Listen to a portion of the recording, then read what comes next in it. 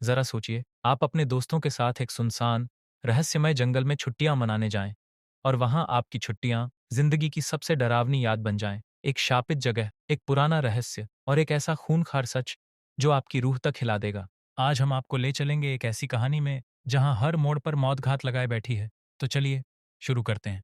Film की शुरुआत में हम देखते हैं रोमांच की तलाश में चार लड़के और दो लड़कियां एक सुनसान जंगल में छुट्टियां बिताने की योजना बनाते हैं। सभी उत्साह से भरे हैं, लेकिन उन्हें छोड़ने वाला जैक, जो एक वन रक्षक है, बार बार चेतावनी देता है कि ज्यादा दूर न जाएं। कई साल पहले बर्फीले पहाड़ों में कुछ लोगों के रहस्यमय तरीके से गायब होने की घटनाएं हुई थीं, जिनका आज तक कोई सुराग नहीं मिला। लेकिन जैक की सलाह को नजरअंदाज करते हुए वे अपनी यात्रा के लिए और उत्साहित हो जाते हैं। कुछ समय ड्राइव करने के बाद वे अपने गंतव्य पर पहुंचते हैं। जैक उनके साथ अगले दिन दोपहर 2 बजे उन्हें लेने का वादा करता है। अलविदा कहने के बाद वे इस अनजान यात्रा पर खुशी खुशी निकल पड़ते हैं। कई साल पहले जंगल में लोगों के अचानक गायब होने की कहानी सभी ने सुनी थी। उनकी इस साहसिक यात्रा का मकसद उस कुख्यात शैतानी सराय को ढूंढना था। कई साल पहले बर्फीले पहाड़ों के नीचे एक दंपति एक दुकान चलाते थे। उनका 11 साल का बेटा गणय अचानक गायब हो गया। कई दिनों की खोजबीन के बाद भी पुलिस को कुछ नहीं मिला। उन्होंने अनुमान लगाया कि शायद बच्चा किसी प्राणी का शिकार हुआ, लेकिन 2 दिन बाद वह दंपति भी अचानक से गायब हो गया। कोई सुराग नहीं मिला, और तब से उस जगह को श्रापित जगह कहा जाने लगा, जो नक्शे से भी गायब हो चुकी थी। इस रहस्य ने इन युवाओं को आकर्षित किया, और जिज्ञासा में वे इसे खोजने निकल पड़े। 2 घंटे की पैदल यात्रा के बाद छोटी को आखिरकार पहाड़ों के नीचे वह खौफनाक शैतानी जगह दिखाई दी। लेकिन वहां का सुनसान और उजाड़ माहौल देखकर उनका दिमाग ठंडा पड़ गया। एक अजीब डर उनके मन में समा गया। सराय के अंदर का माहौल और भी भयावह था। धूल भरे डायरी पर लिखा एक मजाक कुछ देर के लिए माहौल को हल्का करता है, लेकिन छोटी को यह जगह भयानक लगती है, और यहां रात बिताने का विचार उसे और डरा रहा था। बाकी लोग भी उसकी बात से सहमत होते हैं, सिवाय साइमन के, जो इसका विरोध करता है। आखिरकार साइमन को भी साथियों के साथ कैंप लगाने के लिए राजी होना पड़ता है। वे हंसते गपशप करते हुए एक शांत झील के किनारे पहुंचते हैं। हैना कपड़े उतारकर झील में कूद पड़ती है। किनारे पर छोटी को नैट के प्रति आकर्षण महसूस होता है, और वह उससे बात करने जाती है। नैट की शर्मीलापन धीरे धीरे कम होता है और दोनों करीब आते हैं। शाम को सभी झील के पास बैठकर हंसी मजाक करते हैं। साइमन अपने बर्गर बांटता है और छोटी अपनी शराब। वे झील किनारे मस्ती में डूबे हैं, बिना यह जाने कि खतरा पास ही है। देर रात जब सभी सो रहे होते हैं, नैट को कुछ अजीब आवाज सुनाई देती है।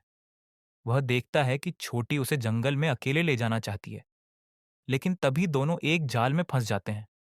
नैट की कमर में एक धारदार हथियार घुस जाता है, और वह हिल नहीं पाता। छोटी सदमे में है, लेकिन उसे मदद के लिए जाना होगा। छोटी किसी तरह जाल से निकलती है, लेकिन रास्ता भटक जाती है। वह चिल्लाती है, लेकिन कोई जवाब नहीं मिलता। थक कर वह बेहोश हो जाती है। नैट, जो मदद का इंतजार कर रहा था, एक दर्द भरे अंत का शिकार हो जाता है। सुबह एक गाड़ी की आवाज सुनकर छोटी को उम्मीद जागती है। एक बूढ़ा व्यक्ति उसे देखकर आश्चर्यचकित नहीं होता। वह छोटी को उठाता है, और जब उसे पता चलता है कि उसका दोस्त खतरे में है, तो वह गंभीर हो जाता है। वे एक जंगल के बीच एक घर में पहुंचते हैं। बूढ़ा उसे इंतजार करने को कहता है, और एक झोपड़ी में जाता है जहां उसे खून से सनी जमीन दिखती है। वह गुस्से में चिल्लाता है, तुझे पता है तूने क्या किया? तू इंसान नहीं, राक्षस है। छोटी, जो बाहर इंतजार कर रही थी, उत्सुकता में झोपड़ी की ओर बढ़ती है। वहां उसे नैट की लाश दिखती है। डर के मारे वह एक फावड़ा उठा लेती है, लेकिन बूढ़ा उसे पकड़ लेता है। सुबह के शांत माहौल में बाकी लोग प्रकृति का आनंद ले रहे हैं। साइमन बंदूक लेकर शिकार के लिए निकलता है, लेकिन उसे कुछ अजीब दिखता है। सभी दोस्तों को पता चलता है कि छोटी और नैट रात भर नहीं लौटे। साइमन मजाक करता है कि वे शायद रोमांटिक समय बिता रहे हैं, लेकिन कोई चिंता नहीं दिखती। साइमन अकेले जंगल में शिकार के लिए निकलता है, और बाकी लोग अपने दोस्तों को ढूंढने लगते हैं। साइमन को एक छाया दिखती है, और वह उत्साहित होकर उसका पीछा करता है, लेकिन बहुत देर हो चुकी होती है।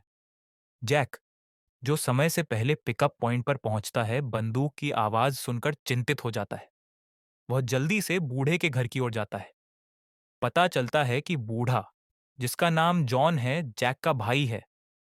जॉन का व्यवहार अजीब है और दोनों भाइयों के बीच पुरानी अनबन है। जॉन जंगल में अकेले रहता है और शिकार करके गुजारा करता है। छोटी, जो जॉन के घर में कैद है, जैक को देखकर चिल्लाने की कोशिश करती है, लेकिन जॉन उसे रोक लेता है। जैक, यह सोचकर कि जॉन शिकार पर गया है, वहां से चला जाता है। इसी बीच हैना को साइमन का शव मिलता है। वह डर के मारे अपने दोस्तों को भागने को कहती है। एक खतरनाक पीछा शुरू होता है। वे एक नदी तक पहुंचते हैं और भागने के लिए उन्हें नदी पार करनी पड़ती है। एंडर्स नदी में कूदता है, लेकिन तेज धारा उसे बहा ले जाती है। छोटा मोटा भी कूदता है, लेकिन उसे गोली लग जाती है। हैना भी नदी में कूद पड़ती है। शाम तक हैना और एंडर्स किसी तरह बच निकलते हैं। छोटा मोटा घायल होने के बावजूद तीर को अपने पैर से निकाल लेता है। वह जैक की गाड़ी ढूंढ लेता है, लेकिन चाबी नहीं होती। वह गाड़ी स्टार्ट करने की कोशिश करता है, तभी अलार्म बज उठता है। डर के मारे वह अलार्म बंद करता है, लेकिन उसे नहीं पता कि खतरा पास ही है। आखिरकार वह भी मार दिया जाता है। जॉन, जो अब तक छोटी को कैद किए हुए है, अपने साथी को चेतावनी देता है कि छोटी को न छुए। हैना और एंडर्स, जो अब भी अपने दोस्तों को ढूंढ रहे हैं, थक चुके हैं। एंडर्स की हालत खराब है। तभी उन्हें जॉन का पीछा करते हुए एक हत्यारा दिखता है। हैना उस पर हमला करती है और उसे मार देती है।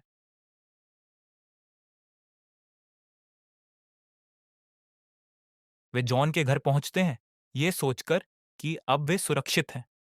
जॉन उन्हें अंदर ले जाता है। उधर जैक अपनी जांच में जॉन के घर की पुरानी यादों को जोड़ता है।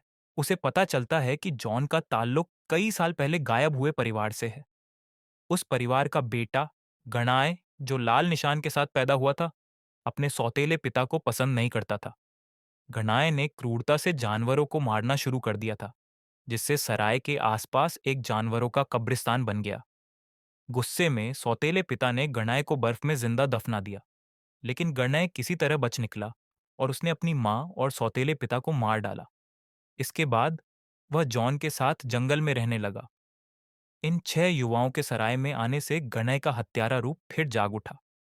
हैरानी की बात यह है कि गणय, जो पहले हमले में मरा समझा गया था, जीवित है। हैना और छोटी, जो अब जॉन के घर में हैं, बचने की कोशिश करते हैं। हैना तहखाने में छोटी को ढूंढ लेती है। वे भागने की कोशिश करते हैं, लेकिन गणय फिर हमला करता है।